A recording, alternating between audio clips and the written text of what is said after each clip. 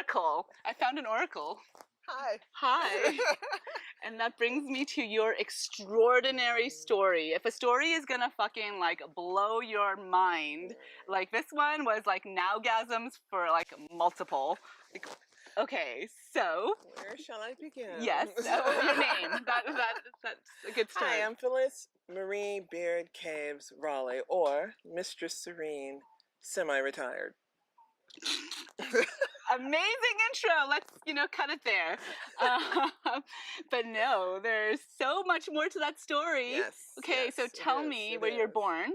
I'm an Air Force brat. I was born in Limestone, Maine, in North America. Traveled 3 years in Okinawa, and then 10 months in Iran when the Shah was coming down, and then back to America where I lived on military bases as an Air Force brat. Oh my God, give us actually a window. What era are we talking here? Sorry. Sorry. Before your time, honey. It was not 10 years ago. Yeah, no. This is in the 70s when the Shah of Iran was still in power. And so I was there when they were beating up Americans and leaving them dead on the street, but you didn't really hear about it in the news and back in America. And so I was there in the 70s as a high schooler, and that's where I got exposed to other governments and other ways of living.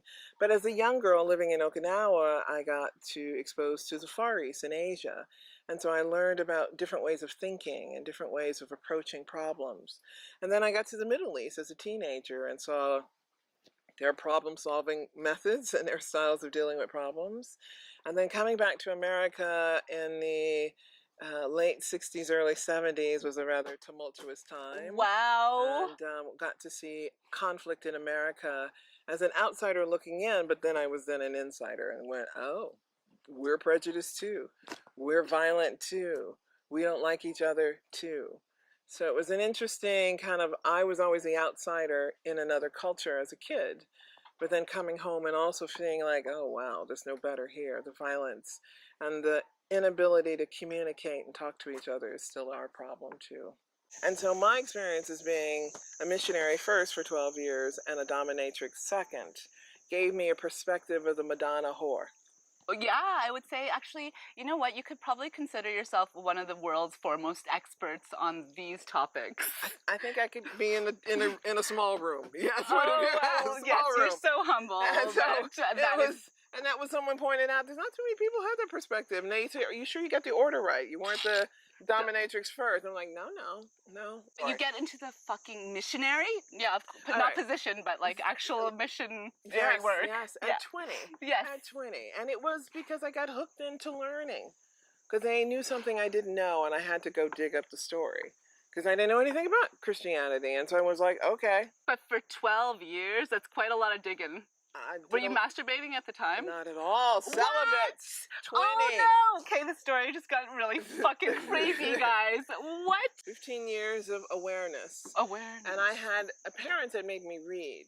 So I had Masters in Johnson and Kinsey reports to get the left brain, what's going on with my body, understanding it. And then my dad, of course, had the Playboys under his bed. So I looked at it and went, wow, I'm going to look like that one day? That looks good. So I went, I can do this. But it was an awakening and learning, and that whole process was discovery, and I was not shamed at all through the process. Now, to be fair, I was raised Catholic, and so it comes with a natural set of shame coming into it, and it's just, don't tell. Oh my God. Okay, you know what? As somebody that fucking loves deep diving into minds, I'm like, just like waves of orgasmic, cognitive orgasms are just waving through me, and we could sit here all day long. But just so you know, this incredible creature exists at blockchainheroines.com. We have you as our oracle.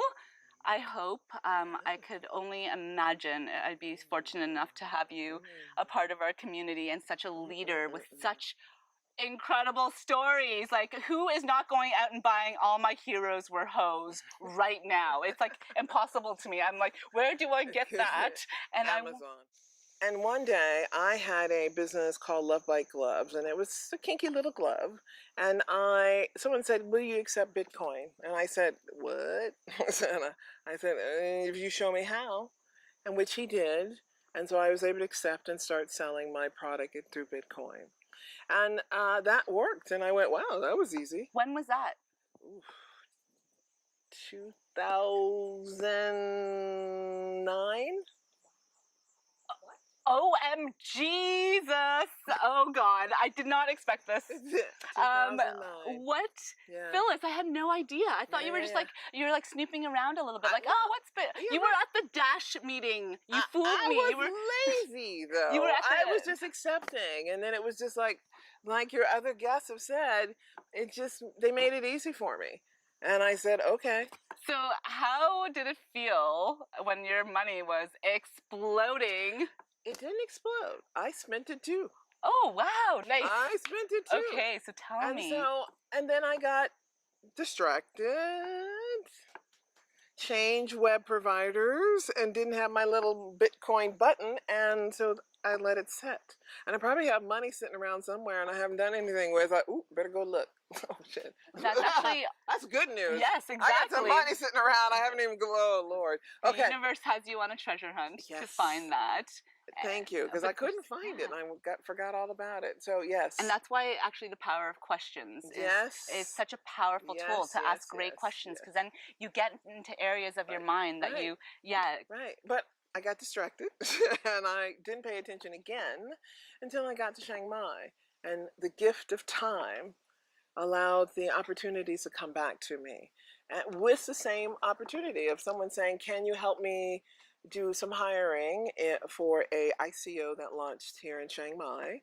And I said, sure, let me pull out the old headhunter hat, the executive recruiter that I did for also another 20 years, and found some folks, and I was paid in coin. Wow. Yeah. That's amazing. So that has that's sitting and earning and doing what it's supposed to do. So I'm like, oh, now I better pay attention, because now I got to do what you young women are doing, leading, and I go, yay, go girls, go. So, okay, like I know we're limited in time, because seriously, I could just interview you for the rest of my life. We could go on adventures, and we can like see the world together and piece together things that we're finding and seeing. Well, we can do that too. And we are doing that at blockchainheroines.com. So we just actually keep saying that because like I really want you to check us out. Join the movement. You know, you'll see us, you can meet us there. This is what we'll be doing with our life. Chiang Mai is that adventure. Yes, it is. And it's blown your mind. This season,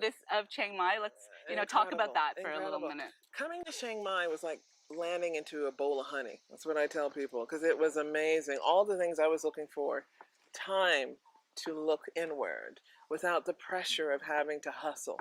And I'm from LA.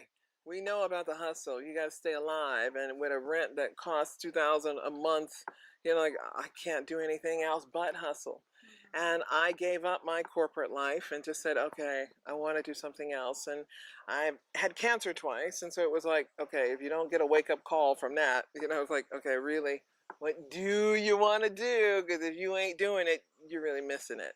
And so for me, it was like, well, find your purpose and come and get out of the rat race.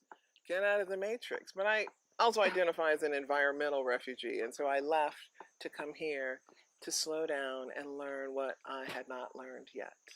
And then we come and play together, and then you know, whenever something is kind of coming in from a curveball, like we're there to support each other because we've learned communication and how to love each other and make each other feel safe, so we can actually keep building our amazing visions. And that is literally one of my dreams for Chiang Mai.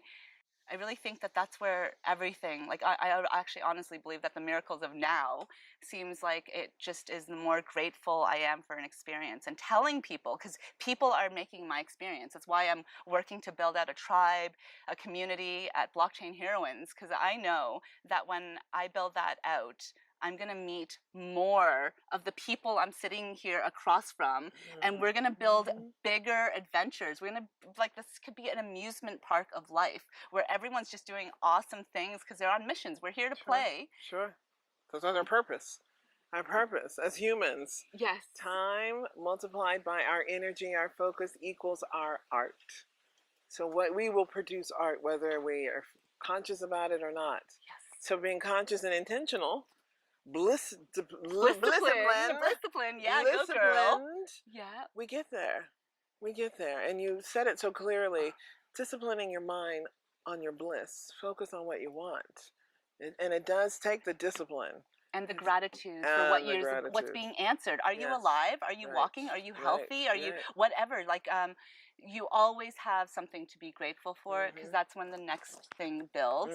And truly, actually, Phyllis, maybe that's what your message for like today is about, because I see a masterpiece, a work of art. Your life and the way that your mind works, the books that you've written, those are works of art. So that calls to a whole community of artists. Like, are there women artists out there who want to figure out their way into blockchain? Exactly. We have a fucking masterpiece, an oracle that will just share some of the thoughts, like the mind hacking, the opportunities that you see in blockchain. And the shortcuts to get there. You know, totally. Learning the shortcuts is all what your work has been beautifully doing for all of us. And the collections of stories I got to hear today was just amazing.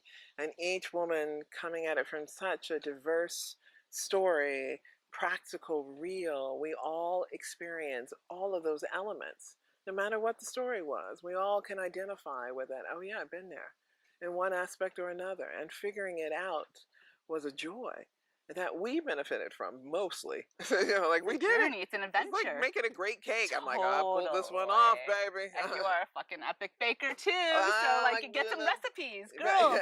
Honestly, it's just a wake-up call. Just, you know, stop what you're doing. Like, create some me time. Make a decision. Hey, spark your curiosity.